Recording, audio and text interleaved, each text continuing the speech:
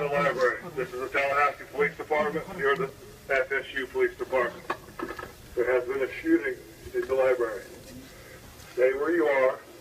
We'll be coming to each floor clearing and taking care of anybody. If anybody has a victim, if anybody has been shot, call 911 on your cell phone. If you have not been shot, or you do not know if somebody was armed, do not call 911.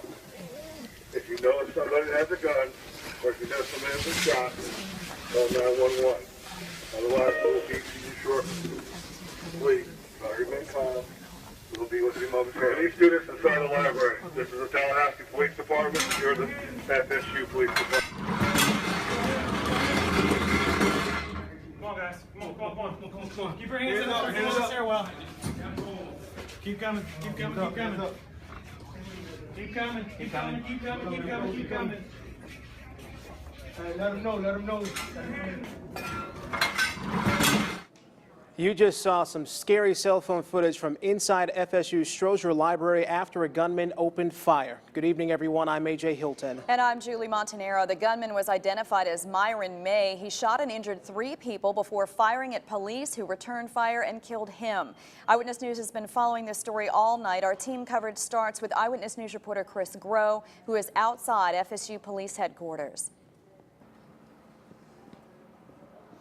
Yeah, Julie, and just a little bit more than 3 hours, just 3 hours ago, TPD Chief Michael DeLeo confirmed those details that you just read, that the shooter was Myron May, an FSU alum and an attorney. Now, police say that May shot and wounded 3 people outside of Strozier Library at 12:30 a.m. Now, we're also learning new details about May's attack. He never went past library security, and we also now know what weapon he fired and the caliber.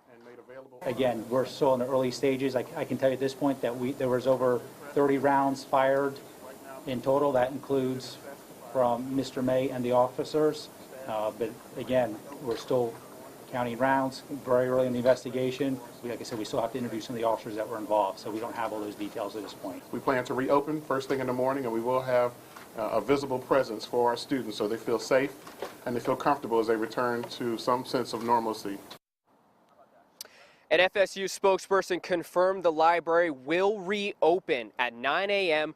tomorrow morning. Now, Chief DeLeo said a search turned up a journal and videos where May expressed fear of targeting by the government. Reporting live from FSU campus, Chris Groh, WCTV Eyewitness News. All right, thanks, Chris. We've also learned that authorities were first alerted to the shooting just before 12:30 this morning. And when they responded, they found Myron May outside of Strozier Library. They tell us he had a .380 semi-automatic with him and ammunition in his pocket. Me and my roommate heard the first 6 gunshots, and she went to go call the police, and then we heard the next 10, and then we started seeing people running out of Strozier and screaming. The shots rang out inside Strozier Library just before 12:30 as nearly 400 students studied for upcoming exams. When the gunfire stopped, 3 people had been shot and officers had killed the suspect on Strozier's front steps. Police have identified him as an FSU alum, 31-year-old Myron May. His own journal posts say he felt targeted. But no one can answer the questions everyone is asking. Why? Why Strozier? Why today? We'll take not only hours but days to put all the pieces together.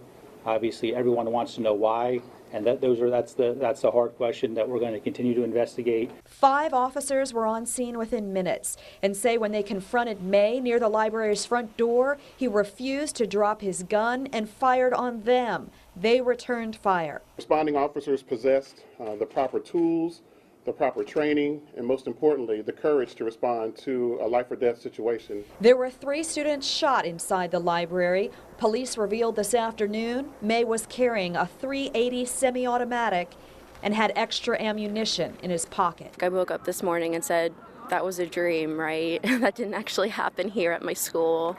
So I think everyone's still coming to terms with what actually just happened. Lots of folks, both those inside the library and out, are still coming to terms with this. The university is offering counseling for students, faculty, and others who need it. The governor has asked people everywhere for their prayers. And we have just learned that 2 of the shooting victims were FSU students. The third was an employee at the library. Eyewitness News reporter Alicia Turner continues our team coverage outside Tallahassee Memorial Healthcare. Alicia? That's right, Julie and AJ. I'm standing outside of the Tallahassee Memorial Hospital, where inside 2 victims are being treated for gunshot wounds as a result of this early morning shooting.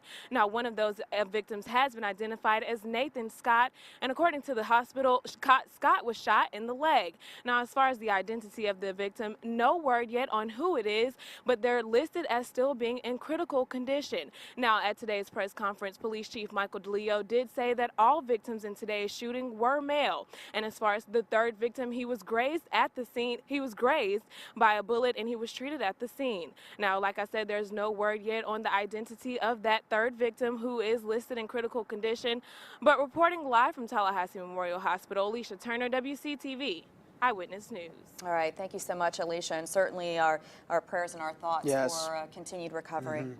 Well, as we mentioned, there were as many as 400 students inside the library at the time of the shooting. They have been sharing their experiences with us throughout the day today. Eyewitness News reporter Lenitra Bennett has been on the scene since about 30 minutes after the shooting. She's covering this part of the story for us tonight. Let's join her near the library. AJ and Julie, I am standing at Landis Green in front of Strozier Library, where many FSU students have begun to gather. They are standing in front of the area where the tragedy all happened earlier this morning. And for the ones who were behind those doors at Strozier Library, it was a frightening experience. All of a sudden, everybody's running. Sammy Thompson and Selena Garris didn't hear the first round of shots that caused everyone to run in FSU Strozier Library. And then we hear like 10 gunshots. The first time I'd ever heard a gunshot in my life. Those are the last ones, so thankfully they were over. And it was just like 10, really loud. We were right next to the window. Everybody's yelling at us to get away from the windows, go to the back, go to the back. Come on, guys. Come on, come on. Keep your hands up the stairwell. Keep coming, keep coming, keep coming. We heard this giant bang, and it kind of sounded like somebody hit like a metal cabinet that you just put random stuff in. And we turned around, and there's somebody laying on the floor. So 2 of my friends like go over to see what it is, and they just see a guy on the ground like holding his leg. It was a disaster. Oh my gosh! It literally, everything was just everywhere. There's shoes, people's shoes, and coffee everywhere. At any point, we just thought someone was gonna walk in and shoot us all. Katie Kane was outside during the shooting. A girl got so scared she ran around the side of my car and was trying to get in so I could drive her away with me. So I let her in and we drove off campus as fast as we could. Kane's parents immediately drove to FSU from Tampa. We were scared, no doubt.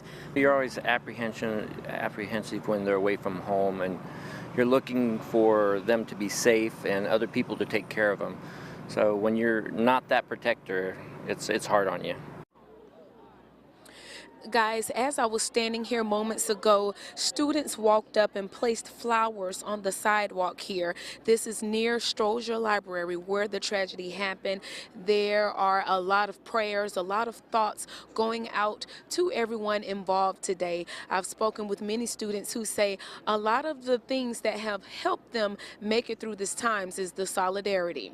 Live on FSU's campus, Lenitra Bennett, WCTV, Eyewitness News. All right, thanks so much, Lenitra. Certainly lots of parents, I'm sure, frantic to get in touch with their children, either by phone or as they did, getting in their car and coming right on Absolutely. up here.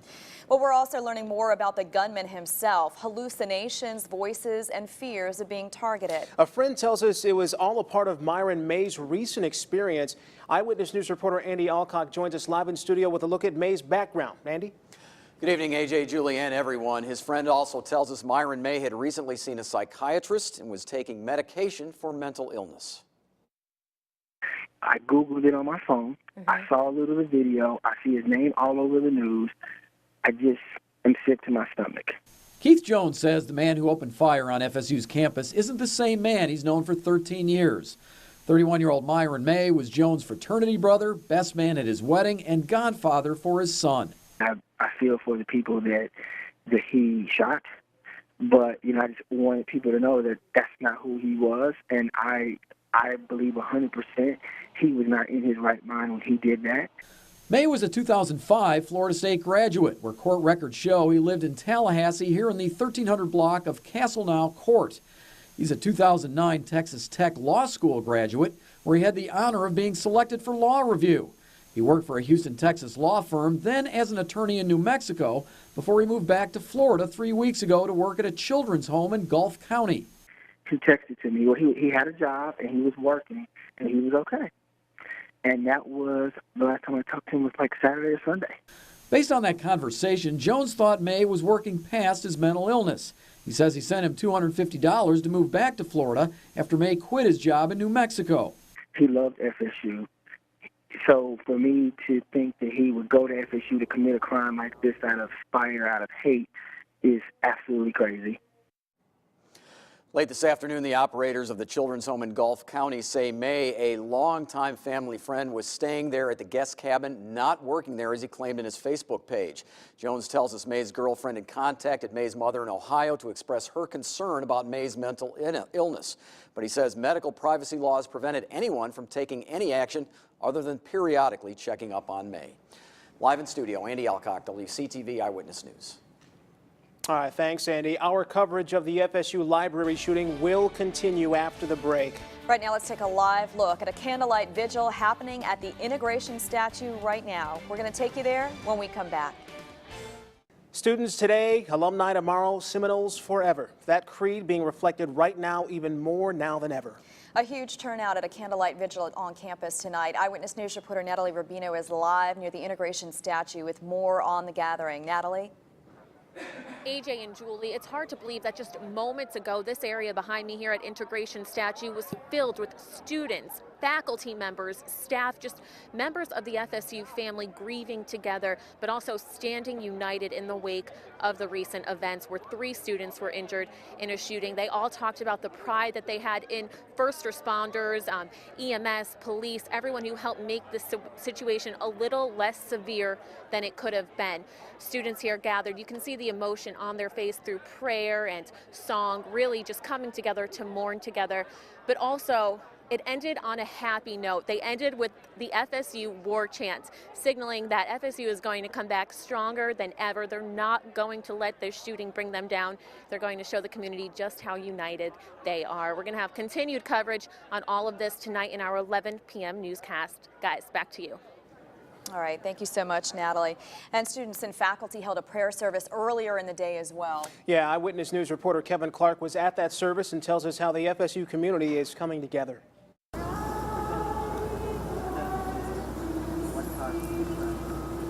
Everyone has a different way of coping, but FSU students, faculty, and the community gathered as one. We pray for the families that received very scary phone calls last night. Lord, we just ask for your peace for all of these students right now. Less than 10 hours after a shooting at their library, hundreds turned out for a prayer vigil on the campus Landis Green. Some gathered in small prayer circles. Others chose to stand and simply reflect. But nobody could stress enough the sense of community being built. It's been like that. How are you? How are you doing? Are you guys all right? Overall, I would say that the campus has been really supportive of each other, and that's really surprised me and made me like. I'm glad that I'm in this kind of community. I'm glad that I chose to come here. You act as if you're family and you've known each other for years because you have everything. You're Seminole, and it's nice to be able to have that in a school so big. Since classes were canceled, students continued to mill around after the prayer service. Some said they just couldn't help but be there for their school. Reporting in Tallahassee, Kevin Clark, WCTV Eyewitness News.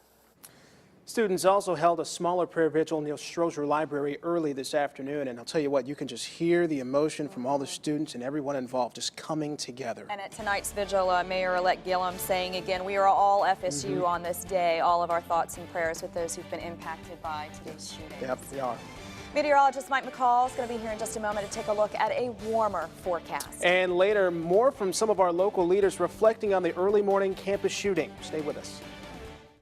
We have been on scene at the FSU shooting since 1 a.m. this morning, and we want to remind you that our live team coverage is going to continue throughout the night. Yeah, that's right. Coming up on Eyewitness News at 11, we're going to have a full report from tonight's Gathering of Unity event. We'll also have much more on who exactly the shooter, Myron May, was.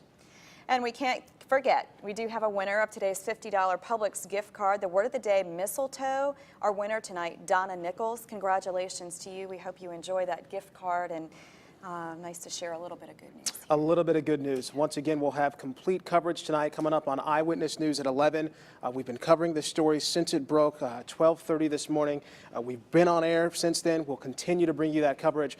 But that's our time at 6 o'clock, everyone. Thanks for joining us. I'm AJ Hilton. And I'm Julie Montanaro. Thank you so much for watching. Remember, we're always a click away at WCTV.tv. Stay tuned now for the CBS Evening News.